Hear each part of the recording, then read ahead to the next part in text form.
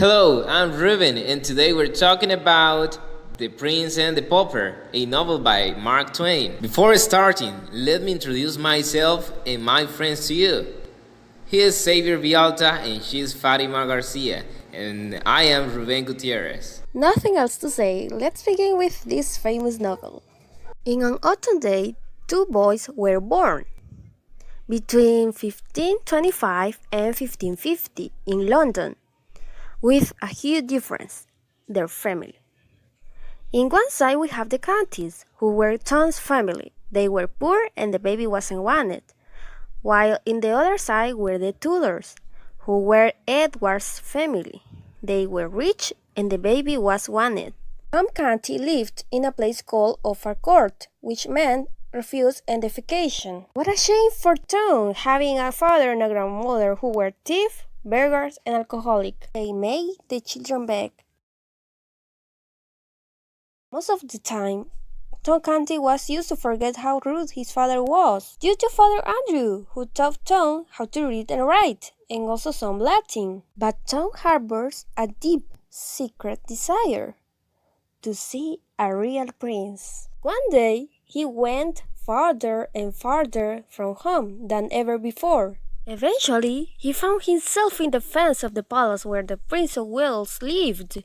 He was amazed. The noise of a soldier that was pulling Tom attracted the attention of the prince. The prince got close to see what was happened. Then he reprimanded his soldier, and finally he invited Tom to enter in his palace. The prince was shocked in how alike they were. Suddenly, the prince had an idea: to interchange clothes. So they did. Prince Edward wanted to know how the life of a pauper was. So Tom started to tell the prince a little bit about his life. Later on, the Prince Edward discovered something.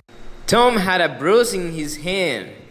Prince Edward went to reprimand his soldier, but he forgot that he was wearing pauper clothes. Due to this action, the prince was hustled off from London. Then he wandered through Christ's Hospital. There, he saw some children playing in the yard. He talked to them in announcing his claim that he was the Prince of Wales. They were amused. Angry and frustrated, they beat him and set their dogs on him. In the other side, Tom was waiting for the prince's returns. When Lady Jane Grey entered, he tried to explain to her that he was just a pauper, and he begged for mercy. She becomes frightened and flees. Tom was afraid to be discovered. Tom was brought to King VIII and tested him by speaking in Latin. Since Tom had learned this language for Father Andrew, he could pass it. So the king was sure that he was his son. But it was just mad.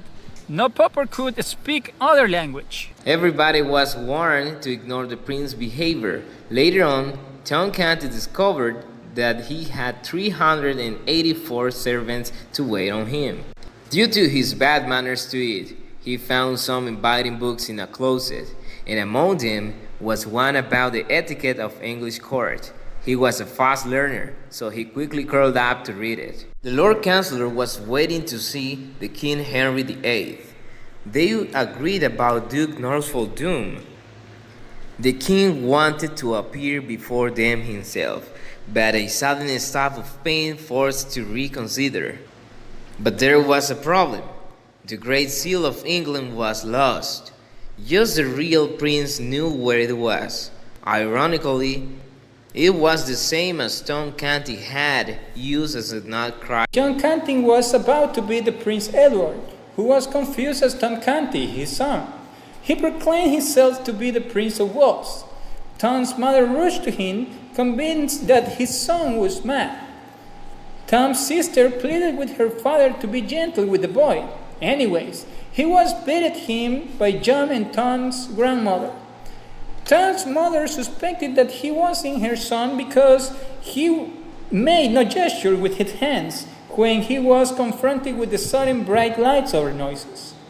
The Father Andrew was dying. The Prince Edward could escape from John Canty. So the Prince Edward would take revenge to his usurper, Tom. Later on, a messenger proclaimed that the king was dead. Then Tom became king, and he proclaimed, "The king, lo, be a law of mercy, from this day and never more to be a love of blood. After listening to Tom's words, the Prince of Wales not only felt sorrow about the loss of his father, but also he felt thrilled that he was now a king. In that moment is when he met Miles Hendon, who felt attracted to the little Prince of Wales. They were on his way to London Bridge when John Canty stopped them and started to threaten the Prince Edward for escaping, Hendon interceding by threatening Canty with his sword, and Canty slinked away. In Hendon's apartment, Edward proclaimed himself as the Prince of Wales. Miles didn't believe that, so he ignored him. Later on, Miles started to tell his story to Edward. He told him that he had an older brother, who was generous, but the younger was vicious and mean. Also, Miles told that he was in love with Lady Edith, but his younger brother, Hugh, wanted to marry her for her fortune. After that, Miles was named Sir Miles Hendon, Knight, by the prince. Then he went to sleep and Miles went awake. When he went to rouse the prince, he had disappeared. He had been taken by a ruffian. In the other side, Tom met a new boy. This boy was Humphrey Marlowe, the royal whipping boy. He was paid to take the punishment that would be meted out to the prince. So Tom led him to believe that he was helping the prince to regain his memory. Humphrey had two requests, and Tom could answer them. Finally, Tom made him and his heirs hereditary Grand Whipping Boy to the Royal House of England. Finally, Humphrey and Hereford discovered that Tom's memory had much improved. The next day, Tom Canty had some experiences to apply his previous law. The first one was accused of poisoning a man. The others were accused of having sold their souls to the devil. Due to those experiences, Tom showed an improvement as a king. Meanwhile, the Prince Edward was found himself as prisoner by a ruffian who was actually John Canty, and Hugo who brought the prince to the barn. The prince withdrew to a pile of hay and fell asleep after crying over the death of his father. Then he woke up and got closer to listen to John Canty's plans, and he proclaimed himself once again the Prince of Wales. Canty and Hugo started to mock him. The next day, the prince could escape from them, and he hid himself in a barn. In the next morning, the prince awakens to find a rat sleeping on his chest. He looked that as a good omen. Here is when we could see the matureness that he obtained, because he could experience a life without servants who had to serve his food, and he experienced that washing the dishes was not as easy as it seems. Then, because he wanted to escape from John Canty and Hugo, he hid in a hermit house. At the beginning, he behaved kind with him, but later on, when he knew that Edward was the real Prince of Wales, tried to kill him. Fortunately, Miles Hendon arrived at the very moment to save him. After that, Edward Tudor continued to be exposed to various types of injustice that were around his kingdom. He was about to be condemned for a pig that costed only 8 pennies. The Prince Edward and Miles Hendon were prisoners when Blake Andrew came. Blake Andrew told them everything that had happened. For example, Miles' brothers Arthur died. Miles' father weakened and insisted that Hugh marry the Lady Edith. Edward Tudor started to suspect that something was going bad. He wrote a letter in Latin, Greek, and English, and he asked Miles to deliver it to the Lord Hereford. But Miles was distracted. He didn't pay attention, and unfortunately they were arrested.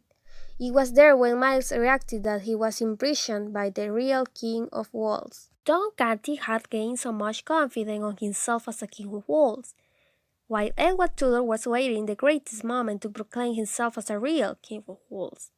Everything was going just alright, until Tom saw his real mother. He became dumb and up flew his hand fell outward before his eyes. That involuntary gesture made her mother recognize her son, who lifted up in emotion. But Tom rejected her by saying, "I don't know you, Mama." She was snatched away, and Tom felt guilty. At the end, Miles Hendon came back, and he was officially proclaimed Earl of Kent by the King Edward. Hugh Hendon was arrested, and he left the land because nobody testified against him. Later on, he died. Miles married the Lady Edith. Tom was proclaimed the honorable title of the King's Ward. Nothing more is heard about John Canty, and Tom Canty finally lived to be an old and distinguished-looking man, honored through his days.